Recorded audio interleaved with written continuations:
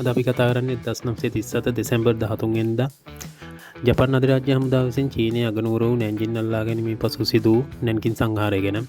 ජපාන් හමුදාව යටත් වූ සොල්දාදුවන් සහ සිවිල් ලෙසියන් දසදහස් ගණන් ඝාතනය කළා.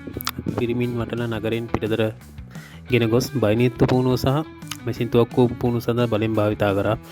යුද විනිශ්චය සභාව විසින් මරණ සංඛ්‍යාව ලක්ෂ 2ක් ඉක්මවන බව එස්ටිමේට් කර තිබුණොත් සමහර එස්ටිමේට් වල සඳහන් වෙන ඒ ලක්ෂ 3ටත් වඩා වැඩි කියලා.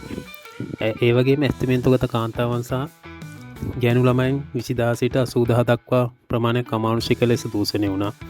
බොහෝ විට දූෂණය කර පසු විකෘති කර හෝ ඝාතනය කරලා තිනවා. මේ ලිංගික ප්‍රචණ්ඩත්වය පිළිබඳ මහා කතාවක් ඇති වුණු සිදුවීමක් වුණා. ඒ අතරතුර ගිනිසෙත් තැබීම් සහ කොල්ලගෑම් බහුලව සිදු වුණා.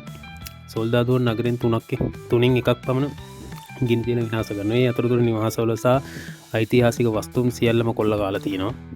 ඒ අතරතුරේ ජෝන් රබේ නැමැති ජර්මානු ව්‍යාපාරිකයෙකු සහ නාසි පක්ෂ සමාජිකයෙකු ඇතුළු බටහිර ජාතිකයන් කුඩා කණ්ඩායමක් නැන්කින් ආරක්ෂිත කලාපයක් ස්ථාපිත කරනවා.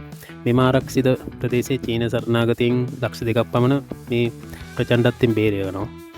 මේ සිදුවීම චීන ජපන් සමන්තාවල ගැඹුරු සුවන වූ තුවාලයක් ලෙස අදටත් පවතිනවා. ඈත පෙරදිග සඳහා වූ ජාත්‍යන්තර හමුදා විනිශ්චය සභාව විසින් මේ අපරාධ සම්බන්ධයෙන් යුද නායකයන්ට නඩු පවරනවා. නැන්කින් සංහාරයේ යුද්ධයේ භීෂණයට පැහැදිලි සාක්ෂිය ලෙස පවතිනවා. තවද මේ ලෝකයේ සිදු වූ දරුණුම සිදුවීම් වලින් එකක් ලෙස හැඳින්වෙනවා.